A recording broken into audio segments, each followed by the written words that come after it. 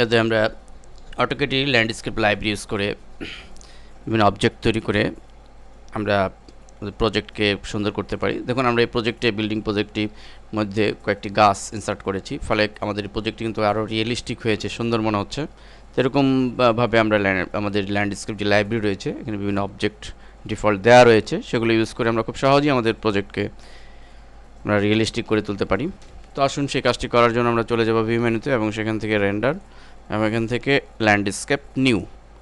আমরা landscape নিউতে click করার পরে এখানে আমরা লাইব্রেরিতে বেশ কিছু দেখতে পাচ্ছি অবজেক্ট। আমরা ডাউনলোড আমরা প্রিভিউতে ক্লিক করলে আমরা এটি দেখতে পাবো এবং পিপলে আমরা মানুষ দেখতে পাবো। যাই হোক, সাপোজ আমরা এখান থেকে এই অবজেক্টটি আমি ইনসার্ট করতে চাই। তো ইনসার্ট করার আগে আমরা এখানে দেখে নেব হাইট 20 রয়েছে, আমরা প্রয়োজন মতো এটি বাড়িয়ে দিতে পারি। আমরা 90 দিলাম এবং আমরা এই অবস্থায় পজিশন বাটনে ক্লিক করব এবং এখন আমাদের পজিশন ডিফাইন করতে হবে যে কোথায় আমরা গাছটিকে ইনসার্ট করতে চাই।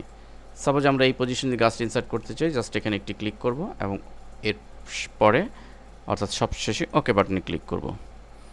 তো আমাদের গাছটি প্রিভিউ দেখা যাচ্ছে না, অবশ্যই আমাদের রেন্ডার দিতে হবে, তাহলে আমরা এটি দেখতে পাবো। তো আমরা যদি ভিউ মেনুতে গিয়ে রেন্ডার এবং রেন্ডারে চলে যাই এবং এখান থেকে রেন্ডার দিয়ে দিই, রেন্ডার হচ্ছে আমরা দেখতে পাচ্ছি। আমরা পূর্বে আলোচনা করেছি যে আমরা ফাইনালি প্রিভিউ বা আউটপুট দেখার জন্য আমাদের অবশ্যই রেন্ডার দিয়ে দিতে হবে। আমরা অলরেডি দেখতে পাচ্ছি রেন্ডার দেওয়ার পর আমাদের গাছটি ইনসার্ট হয়েছে।